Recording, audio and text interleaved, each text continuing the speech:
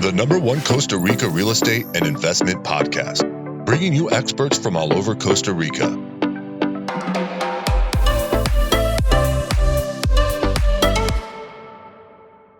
Good morning, guys, and welcome to episode 118 with Richard Begson, me, your host. Today, we're going to be talking with Maria Jose Castro. She's the co-founder of interior design tech startup Pancake. We had Roberto Meza, her partner, on here a while back. Roberto was actually a project manager for construction. But Maria Jose is also founder of Cavu. It's a company helping people create strategies to kind of achieve their personal and business goals. She's a lot of experience in tourism and also in tech in this country. So it's going to be great to get her input in what she's seeing and also advice for listeners as well when it comes to investing in Costa Rica. For anyone that can't see the screen, you'll see that I'm wearing my Mocha Origins. This is actually one of our clients who listen to the podcast and reach out, Jeff and Chelsea. And also, I can't forget Ava and Asher as well. Asher and I had he's a young kid, probably, I think he must be about 5 or 6 years old. Had a lot of fun together. I could only imagine what Jeff and Chelsea, the parents, were thinking as him and I were doing ninja moves together as we were looking at hotels here in Costa Rica. That's right, guys, you heard it right. Ninja moves as we were looking at hotels here in Costa Rica. I do not know ninja, but he taught me some ninja moves. But yeah, Mocha Origins, guys, great company. They make chocolate, high-end chocolate from bean, basically all the way to the shelf. You can find them actually in Whole Foods. So I just want to give a big shout out to Jeff and Chelsea, because I think they're doing amazing work out there. Anyway, remember, guys, a lot of you have kind of reached out to us. I apologize that I've not been cranking out the podcasts as much. I've been on the road quite a lot. You guys have been reaching out, helping us. We're helping quite a few of you actually buy hotels, actually build a couple of hotels as well. We've actually got a few of you that we've secured land for and are helping you develop those hotels kind of from start to finish, because we project manage, they also build the kind of the marketing and sales strategy, as well as kind of the financial analysis behind it as well. And quite a few of you are finding the land and building homes, or just kind of understanding the vacation rental market and investment market here in Costa Rica. If you'd like to reach out to us, you can. info@investingcostarica.com. That's info@investingcostarica.com. But enough from me. Let's get straight into the podcast with Maria Jose here. Good morning, Maria Jose. How are you doing? Hi, Richard. Good morning. Really appreciate you taking time on this, I suppose it's a Wednesday morning. I don't even know what day of the week it is at the moment, to come on the podcast with us here again and just get a bit of an update of kind of what's going on and what you're seeing in the world. Thank you for having me. Happy to be here. Awesome. Well, Maria Jose, the question that I always like to start off with, because again, I think everybody has a different kind of viewpoint into kind of what's happening in the world at the moment. But I mean, with the current, I would say, world economic challenges, some people say issues, challenges. I wouldn't say crisis yet, but you never know. I mean, what are you seeing happening kind of in Costa Rica? Okay, so in Costa Rica, typically foreign investment is in coastal and touristic areas is somewhat associated with the high and low seasons, like tourism high and low seasons. So this year, the economic turndown that the world has been living, and I'm also in the tech industry, somewhat started in the tech sector, the turnout. It's kind of going like it's related with the tourism low season, when foreign investment is typically low at its lowest, right? So the second and third quarters, what I've seen is that was when it was felt the most. We'll see what happens with at the end of the fourth quarter, where things are starting to pick up. But we're seeing an increase in appetite for investment. It's definitely not as in last year's, when it was huge, crazy, and not sustainable. But growth in 2021 and the start of 22 was exponential. It lowered, but it hasn't lowered. It's steady. But we'll have to see what happens by the end of this quarter and the first of next year. Yeah, I mean, how do you think it's going to impact Costa Rica? Do you think impact from an investment standpoint in Costa Rica is going to slow down, or do you think it's going to, kind of continue to be steady? I mean, what would you foresee? I think it will continue to be steady. It's not going to be like last year's, like that. It was like exponential, as I said. It was just like crazy. but I don't see it coming like going down. I'll see it'll be steady. Yeah, I mean, if anything, from my work, it's like it's going completely opposite. We're getting busier and busier, taking on more and more projects and more clients. So, I think a lot of people that I'm speaking to are just a lot of people. What I'm getting are just tired of like the countries they're in, the political situations, what's happening, don't know what to do with cash at the moment. Because if you're sitting on cash, I mean, what do? Do you buy real estate, which you don't know where it's going? It's probably not going to go up. It's going to go down. Do you invest in a market that you don't know what's going to do? Or are you just going to put it into, bonds, which, just kind of like a safe investment, which is kind of a hedge against inflation. Whereas I like to call Costa Rica the new world, and a lot of people are looking for that lifestyle investment. And I think Costa Rica offers that to them. Well, let's hope you're right, because it's only going to be bringing positive things here if done well. Exactly. Well, I mean, we interviewed your partner in crime, Roberto Meza, a while back. And you guys have the tech startup Pancake. Maybe you can explain a little bit to the listeners kind of what it does, how to kind of refresh their memory, and also kind of what Pancake can do to help them. Sure. So Pancake is what we like to say is the easiest, funniest, and most enjoyable way to design or redesign a space. And we do this in a live session.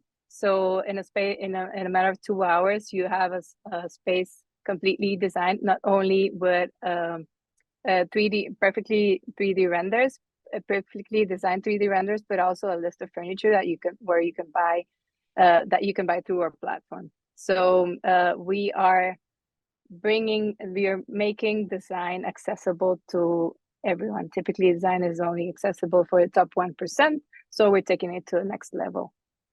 That's what Pancake does. Latest news, we were awarded the Company of the Year by the El Financiero. So this just happened this week. Congratulations.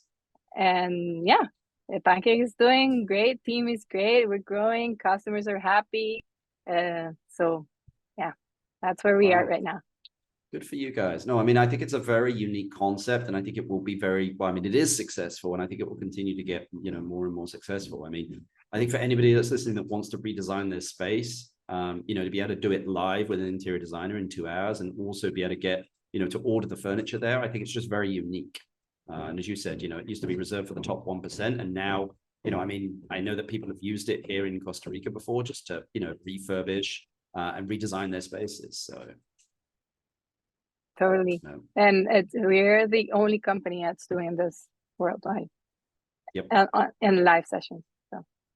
Yeah. Well, I mean, let's switch gears a bit. I know that you have quite a bit of experience, Maria Jose, in the tourism world as well, and also kind of consulting. I mean, you've kind of worked with the hotel industry, and also kind of, I'm sure that you have a bit of experience in luxury homes here. But I mean, if you were building a luxury home in Costa Rica, what would you consider and why?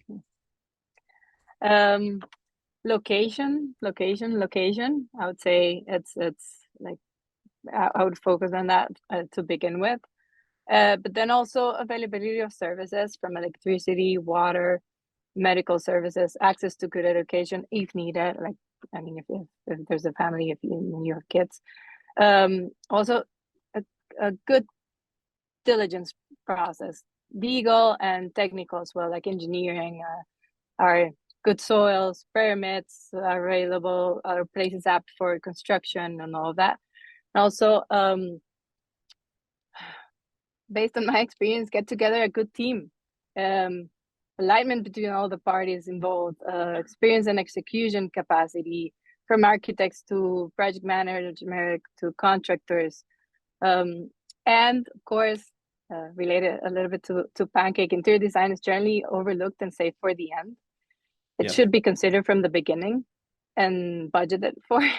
So I agree. And also real budget and space for unforeseen expenses, which are kind of normal. I agree on the interior design thing. I mean, on our most successful projects, the interior designer has been from the beginning, like from day one, with the architects, because they have to work hand in hand. Because, when it comes to, structural design, etc., they need to know how big the tile is, how high the tile goes, what type of tile, all the furniture and kitchen sizes, etc. So you know, it's a dance between all these parties. And as you said, they need to be aligned. Totally. And also like the it's all the parties, because it has happened that people like architects design this amazing houses, but then when it comes to construction, can they really execute that? So, and then that's what things get complicated, right? Yeah, no, definitely. We've had a few of those cases before. So, so yeah. I mean, again, you have a lot of experience kind of in the hotel industry. I mean, you were in, you know, you were, I suppose, basically, you know, you were in Cayuga for how many years? 13. You were in 13 years, which is a sustainable, you know, hospitality company here, you know, running some of Costa Rica's most well-known hotels here. I mean, if you were going to build a hotel, Mario Jose, in Costa Rica, because a lot of people, you know, contact us and look to do this. I mean, beyond don't do it, where would you do it? What would you do and why? Okay, so based on my background and experience, I cannot think of anything different than a boutique hotel. Yep. 15 rooms, more or less. Where? Well, I mean, it's everything that I mentioned, like location, location, location. Of course, there are hotspots, but I will make sure that the opportunity is not only like a 2 to 3 year opportunity. It's also more like on the like long run. Place has to be a destination, or if not, you have to have the time and money to create the spot, which takes time. Yep. And well-defined and designed concept and target market, and So basically be willing to dedicate your life to the hotel. Yeah, I mean, that's it. I mean, that's what I think that people sometimes don't understand is that, like, you know, with a boutique hotel, the margins, you know, I mean, you know, with the cost that you have, if you can get 15 plus rooms, you know, because 8 rooms and 15 rooms, the staff that you need doesn't change that much. It really doesn't. But your income nearly doubles, you know. Totally. Completely. So it's, you know, that's where it gets interesting. And like, again, is you need to dedicate your life to it because it's your concept, you know, and I mean, you're going to be the driving force behind this. You can have people work with you, but like nobody's going to really understand that concept and drive it through and have that vision and that passion that you have. So, so yeah, I completely agree that like you need to want to dedicate yourself to doing this. Yeah, and if not, at least be willing to have the people that can execute your vision, but your vision has to be well defined, and the concept has to be well designed as well. Well, and you need a great culture in the property as well, of whatever it is, if you have that staff, because, you know, the famous saying, culture eats strategy for breakfast. So you can have this amazing strategy, but if the culture is not there with the people there and they're not clear about it, it just will not be executed. Correct. Ideas are all about execution. Definitely, definitely. So, I mean, a lot of people are probably sitting here, you know, at home going, come on, Maria Jose, where would you do it? What would be some of the locations that you would do it and why? Well, that's a tough one. I mean, if we look back, Nosara and Santa Teresa were massively on the spot 10 years ago. It was only for connoisseurs or there were like people would know about them because somebody else told them about them. About the places, but I would say look for places that can foster an active and healthy lifestyle as well. Places that are easy to a place that makes it easy to be part of the community, access to all the things mentioned before: water, electricity, medical services, education if needed. And I mean, you can see places like Playa Grande or Hochal developing faster than before, for example. But it's just, I think it's also aligned with what we talked before about, okay, what do you want to build? What are you looking for? And then take it from there. I agree. I mean, sometimes it goes back to that concept, because I think if you have the right concept, sometimes you can build it anywhere with a great, you know, sales and marketing plan. Correct. But you also need to be wary as well, is that, you know, I mean, the pioneers take the arrows. So if you're going to try and create a destination, if you're just going with a regular hotel in the middle of nowhere, it's going to be really difficult. Correct. You know, Not impossible, difficult, but like you need a unique concept because, I mean, we know there's a list of hotels here that haven't made it, you know, just because of their, you know, their location, the concept wasn't unique enough. But there are other hotels like, you know, I mean, Rio Perdido. I would never thought Rio Perdido would be a success. You know, it's in Bagaces in the middle of nowhere. It's kind of not really on the way to anywhere, you know, and they've just done a great job with like finding that niche of like wellness. And I mean, that river's pretty unique. That's a cold river, you know, with water, you know, thermal springs going into it. It's just, yeah, it's a unique place. It's a beautiful property, but as I mentioned before, you have to have the time and to be willing to wait and work to create the spot, and that's what they have done. It's taking time for them, but they're doing it, and it's a success. Yeah. Well, I mean, what do you think? It's not going to happen from the day to the night, from the night to the day. I don't know what the saying is in English. It just won't happen quickly sometimes. But yeah. Exactly. I mean, what do you think of the beach towns in Costa Rica that will grow over the next 5 to 10 years? I mean, you mentioned Grande or Hachao, but I mean, do you think that, I'm going to change the question a little bit. Do you think Nosara and Santa Teresa now are overpopulated, or you think there's still room to grow there and to run a business there? There's still room to grow. It's just a matter of really defining what you want to build, because there's a little bit of everything. So how do you want to stand out? Yeah. So what do you think of the beach towns that will grow over the next 5 to 10 years then? I mean, where would you be making bets?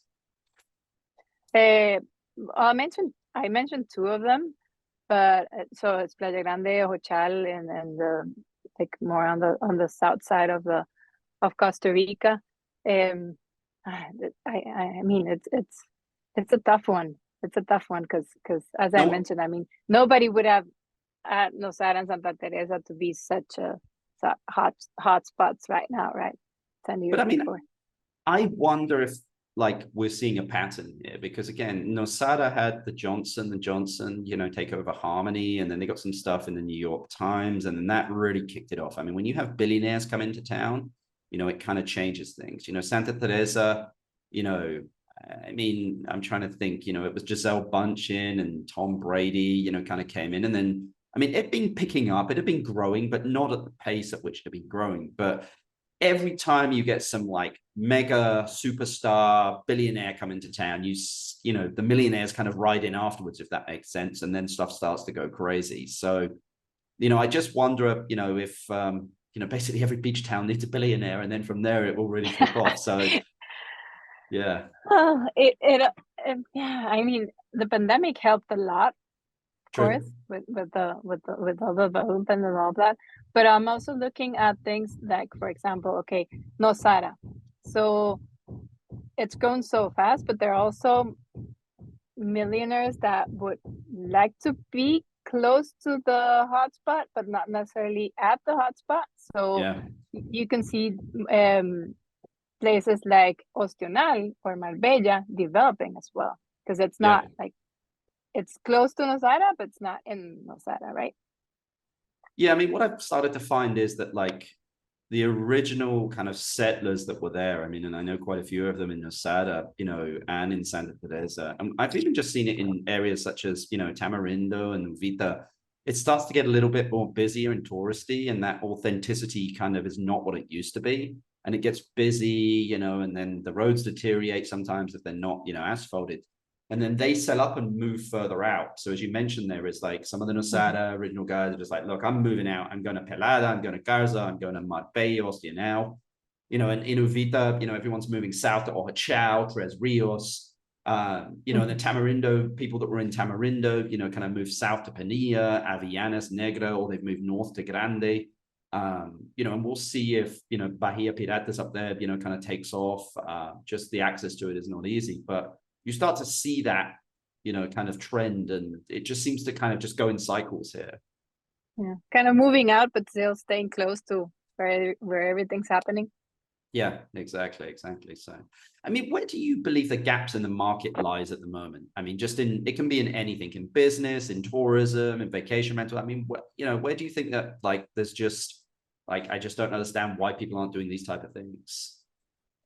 Okay, so I've seen work and play options for extended stay So, okay, I'm here. I have a house. I'm at the hotel. I'm just enjoying my time. But I also need to stay connected. I also need to work. I have to have a place where I can, like, where I can rely on the internet, on the services, and all that I need to just continue, but like with my business or with my life as well. That's one. Another one I see, it's just nice, well-designed and affordable housing options for locals and people working in the different sectors. Those that supply the tourism industry, the workforce. Yep. And headachless property management services. Yes. I keep getting pushed to see whether I want to do property management. And I'm like, guys, I don't want to do property management at the time. I'm looking for a good partner to do the property management with. I just don't want to run it, like the day-to-day operations. Would you rather have an hotel? Just sold a hotel. No. This is like, so this is like one of the very, this is like one of the very few times that I'm like, I don't have assets where I'm like, okay, I'm, trying to figure out the next big move here.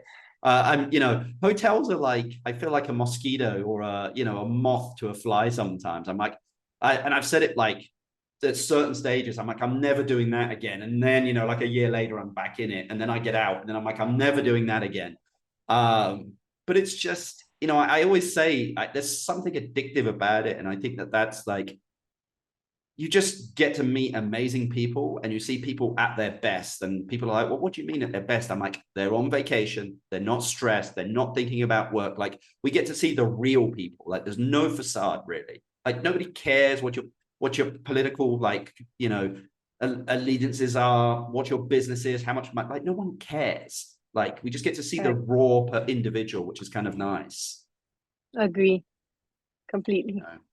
But yeah, we'll see. I'll probably be on here in 6 months being like, hey, I just bought another hotel. And anyway. And I need somebody to run it for me. Yes. Exactly.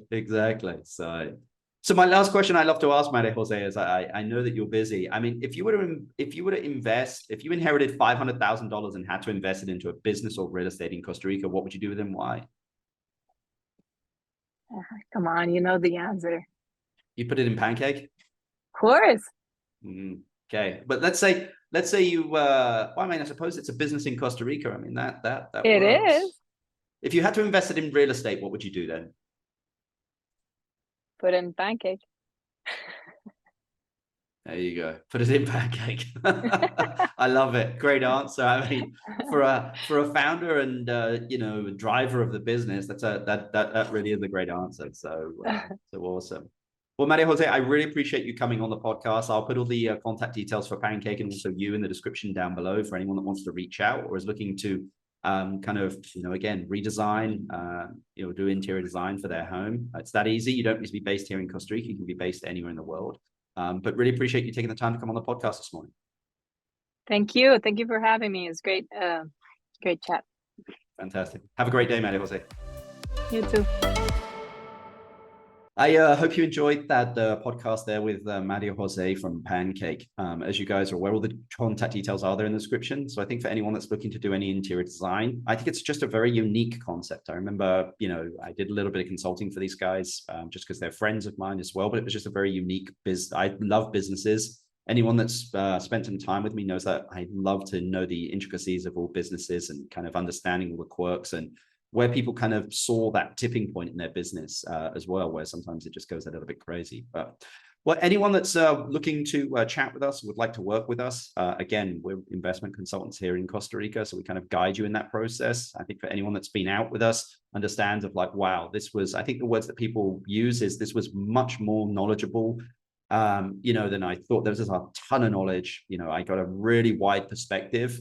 And it was intimate. We like to have fun. I mean, it's Costa Rica. I always say to people I'm a little bit cheeky, but anyway, you can email us info@investingcostarica.com, info@investingcostarica.com.